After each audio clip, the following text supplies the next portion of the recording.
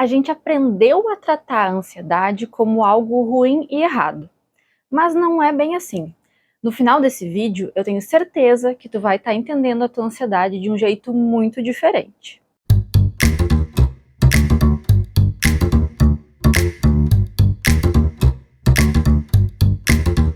Bem-vindos ao quadro O que a ciência tem a dizer, do nosso amado podcast Cadê o Sentido? Nesse quadro, a gente vai estar falando sobre evidências científicas, fatos históricos que nos ajudam a construir uma vida com mais sentido e propósito. E hoje, o nosso tema é muito interessante e ele é sobre a sensação de ansiedade.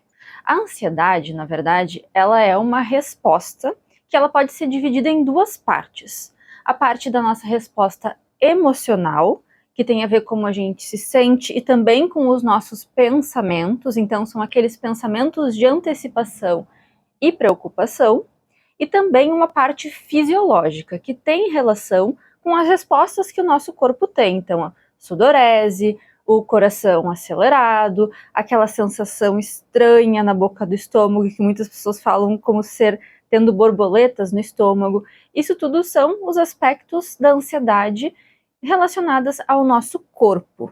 A ansiedade aparece em situações que a gente entende que são importantes para a gente. Ela é uma emoção que tem um papel de fazer a gente antecipar coisas ruins que podem acontecer e a gente se preparar para as situações. Quando a gente pensa dessa forma, dá até para refletir, então, que a ansiedade não necessariamente ela é só algo ruim. Inclusive, alguns psicólogos e algumas linhas de psicologia entendem que a ansiedade ela é um traço que foi geneticamente selecionado para chegar até a gente. Isso é parte da compreensão que a psicologia evolucionista tem. Ou seja, aqueles indivíduos que tinham maiores traços de ansiedade foram os que conseguiram sobreviver, justamente porque eles estavam mais atentos às ameaças. Então, de certa forma, a ansiedade ela foi selecionada para chegar até a gente. Não é nossa culpa sentir ansiedade. Faz parte de uma característica que chegou até nós e que tem o seu papel. Para a gente sobreviver, também era importante que a gente fizesse parte de grupos, principalmente porque, há muito tempo atrás, o ser humano ele só ia sobreviver se ele tivesse protegido, se ele conseguisse caçar, e para isso ele tinha que ser aceito dentro de um grupo. E para ser aceito, era importante que ele se preocupasse em ser aceito. Então, essa ansiedade social de querer que as pessoas gostem da gente, de querer receber aprovação, ela também pode ter as suas origens nisso, nessa necessidade de pertencer a uma comunidade. Mais uma questão que nos faz refletir, então, de que a ansiedade ela não é só algo disfuncional. Muitos estudos têm apontado, então, que a sensação da ansiedade ela não é necessariamente boa ou ruim. Depende muito de como a gente lida com a ansiedade, ou seja, como que a gente responde ao sentimento da ansiedade e como que a gente pensa a respeito da nossa ansiedade. Dentro desses estudos, então, eu vou trazer o exemplo da psicologia do esporte, onde os atletas que precisam performar, muitas vezes em ambientes de pressão, sendo cobrados, julgados e avaliados, experimentam a ansiedade. E o que é muito interessante é que esses estudos nos mostram que a ansiedade não é necessariamente ruim e ela não necessariamente atrapalha e piora a performance dos atletas. Por quê? Depende da maneira como esses atletas pensavam a respeito da sua ansiedade. Se eles entendiam os seus sintomas de ansiedade, como a sudorese, aquela sensação de nervosismo e os pensamentos de preocupação, se eles entendiam isso como uma parte normal do processo e de que o corpo deles, então, estava se preparando para entrar e agir da maneira como era necessário para entrar e performar, se eles entendiam as respostas do corpo como sendo algo positivo, que estava deixando os recursos, tanto físicos quanto cognitivos, disponíveis para ele, ou seja, entender a ansiedade como a gente se preparando para uma situação que é importante para a gente, isso fazia com que esses atletas tivessem bons resultados. Agora, os atletas que entendiam essas mesmas reações como algo ruim, que ia atrapalhar eles, que eles não deveriam estar sentindo essa ansiedade, eles performavam muito pior. Então, hoje em dia, o que a gente sabe é que sentimento de ansiedade não necessariamente vai definir uma boa performance ou uma performance ruim. O que vai definir é a capacidade da pessoa de saber lidar com essa ativação emocional. Mas como é que eu vou saber, então, como é que eu vou diferenciar a minha ansiedade, se ela é normal ou se ela é um problema de fato? A ansiedade patológica, o que a gente vê é que essas respostas elas são muito intensas, a ponto às vezes da pessoa não conseguir controlar o seu comportamento, não conseguir lidar com os seus pensamentos e isso acabar gerando problemas na vida dela. E não consegue dormir e essa privação de sono está afetando a vida dela. Quando a alimentação dela é prejudicada, os relacionamentos. Então presta atenção a intensidade dos teus sintomas e o quanto eles estão afetando a tua vida de maneira negativa. Vamos falar de forma bem prática, então? Como que tu pode fazer para que a tua ansiedade te ajude ao invés de te atrapalhar? Primeira dica que a gente vai trabalhar é entender que a ansiedade em si não é o problema, mas a maneira como tu pensa a respeito dela. Então, ao invés de pensar, essa ansiedade aqui vai me atrapalhar, eu não deveria estar sentindo isso, tu vai trocar esse pensamento por eu estou muito empolgada para essa atividade que vai acontecer agora, porque isso é importante para mim, e é por isso que eu estou sentindo tudo isso. Esses sentimentos e pensamentos são, na verdade, o meu corpo se preparando para me deixar na melhor forma possível para desempenhar essa atividade. Outro aspecto bem interessante é que os estudos também mostram que alguns minutos olhando para paisagens verdes, para a natureza, faz com que a gente imediatamente tenha sensações de bem-estar, mesmo quando a gente está vendo só um vídeo da natureza ou uma foto. Então, a gente se expor à natureza, num parque, ou se a gente pudesse cercar de plantas e até mesmo ver um vídeo em algum momento, nos ajuda a acalmar a mente. É uma resposta que já está programada no nosso cérebro de relaxamento. Então, por que não usar isso ao nosso favor quando a gente precisar relaxar um pouco e desligar um pouco a mente? E eu também não poderia deixar de falar da respiração. A respiração é algo que faz muita diferença. Quando a gente está ansioso, a nossa tendência é respirar muito rápido e com o nosso peito, né? E a gente quer, para diminuir a ansiedade, respirar com o diafragma, lá embaixo, uma respiração mais profunda e mais calma. Isso por si só pode diminuir os sintomas de ansiedade e ajudar a gente a lidar com esses momentos de maior ativação.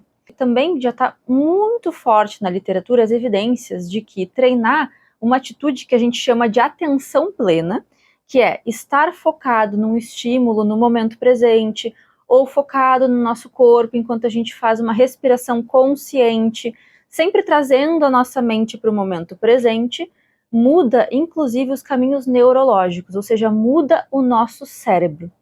E para isso eu já vou deixar aqui o convite para te escutar as nossas meditações aqui do canal.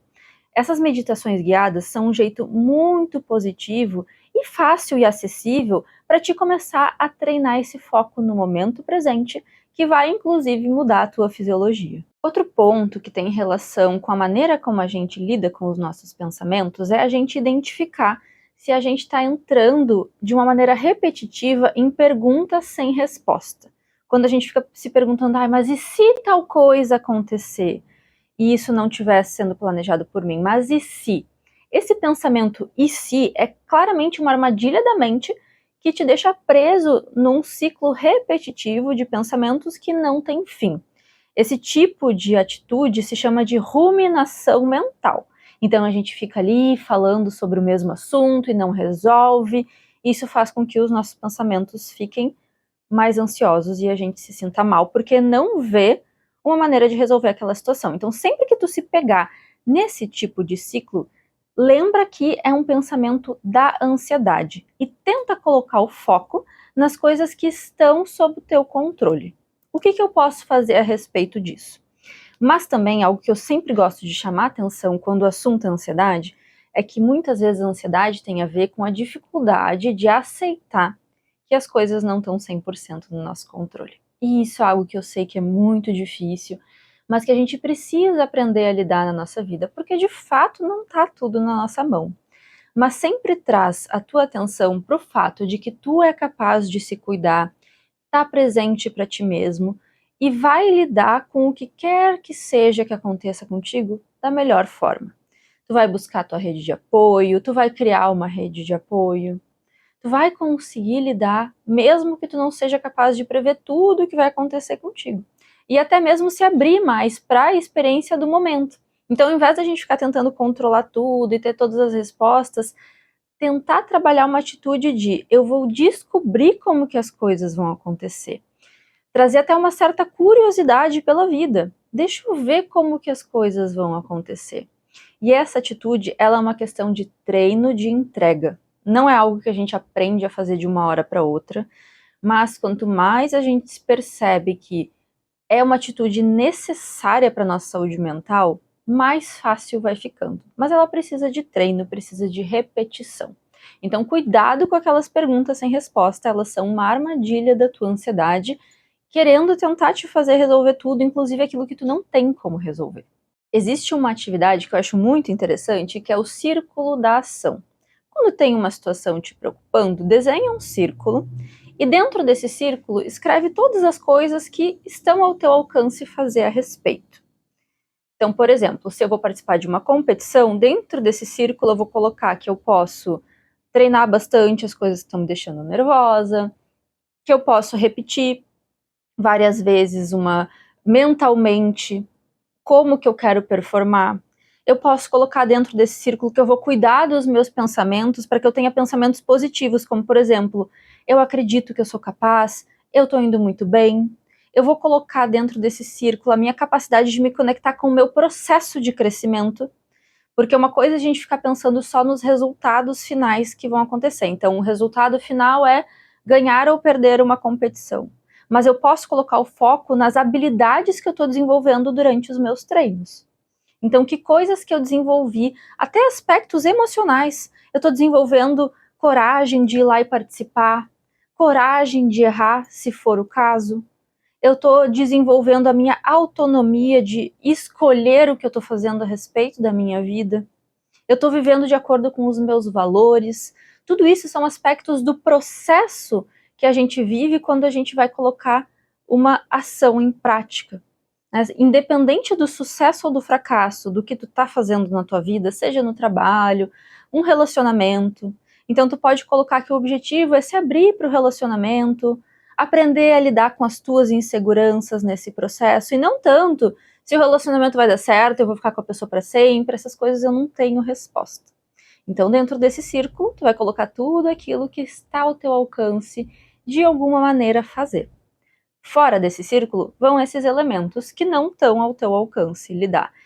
Se o meu relacionamento vai durar para sempre ou não, se eu vou ganhar ou perder uma competição, se eu vou ganhar ou não aquela proposta de emprego, nada disso está na minha mão. E o objetivo é que sempre que eu me veja preocupado com esses aspectos que estão fora desse círculo, eu traga a minha mente para dentro do círculo, de alguma maneira. E alimente algum dos pensamentos dentro desse círculo. É um exercício muito positivo para a gente trazer atenção para aqueles elementos que eu de fato posso fazer algo a respeito. Porque pensar é, na verdade, um hábito. E a gente tem que criar bons hábitos mentais para que a gente aprenda a lidar melhor com a ansiedade. A gente tem que aprender a separar a sensação de ansiedade dos pensamentos da ansiedade. Então eu não escolho se eu vou me sentir ansiosa ou não. Eu não escolho as minhas emoções, mas eu posso aprender a aceitar as minhas emoções. Então, tá tudo bem, eu tô me sentindo um pouco mais ansiosa nesse momento, não é um problema, mas eu vou colocar isso como parte da minha experiência. Tá tudo bem eu estar me sentindo assim, mas eu vou diferenciar esses sentimentos dos pensamentos da ansiedade. Os pensamentos da ansiedade muitas vezes são aquelas respostas sem perguntas, são aquelas questões que eu não tenho como ter certeza, ou pensamentos de catástrofe, a ansiedade fala que vai dar tudo errado, que meu Deus do céu, se isso der errado vai ser o fim do mundo, as pessoas vão achar que eu sou horrível. Isso tudo são pensamentos da ansiedade. Então a gente tem que separar o que é a minha sensação, que eu vou acolher e aceitar, e quais são os pensamentos que eu vou selecionar. eu não vou acreditar em tudo que a ansiedade está me falando. A partir dessa identificação dos pensamentos da ansiedade, a gente pode fazer um exercício muito interessante, que é criar a nossa voz sábia. É o lado da gente que cuida emocionalmente de nós mesmos. Então é aquele lado acolhedor, é uma voz que vai lidar com a tua vulnerabilidade, que vai dizer, tá tudo bem, tu tá te sentindo ansiosa, eu tô aqui do teu lado. A gente vai fazer tudo que está sob o nosso alcance, a gente vai aprender com essa experiência. Então, essa voz acolhedora e sábia é algo que a gente constrói e que vai ser o que vai nos guiar nos momentos de dificuldade. E a gente precisa treinar essa atitude. Inclusive, isso é algo que aparece em vários artigos de psicologia do esporte, que os atletas eles precisam treinar essa atitude mental em relação à ansiedade tanto quanto eles treinam a sua performance e o seu corpo, porque é algo que a gente desenvolve com o tempo, com o treino e com a repetição. Ou seja, não é de uma hora para outra, exige um certo esforço na direção de melhorar o ambiente da nossa mente. Então a gente pode sim melhorar como a gente lida com esse estímulo da ansiedade, mas esse caminho é uma construção, ele tem altos e baixos, tem momentos mais fáceis, momentos mais difíceis. Seres humanos, a gente é complexo, a gente é complicado e tá tudo bem. Não se cobra ser a melhor pessoa para lidar com a ansiedade sempre, em todos os momentos. Porque ninguém é assim de verdade. Se esse vídeo te ajudou de alguma forma a repensar como tu lida com a ansiedade, eu vou te pedir para que tu se inscreva aqui no canal para que a gente possa continuar crescendo, para que a gente possa continuar compartilhando esse conhecimento e ajudando muitas pessoas, que de verdade é isso que a gente quer aqui com o Cadê o Sentido. A gente quer ajudar as pessoas a construir uma vida mais significativa e a gente também quer que a nossa vida seja significativa, por isso que a gente vem aqui compartilhar tudo isso que mudou tanto a nossa vida. Então se inscreve no canal ou manda para um amigo que tu acha que possa se beneficiar de tudo isso aqui. E eu te vejo no próximo vídeo.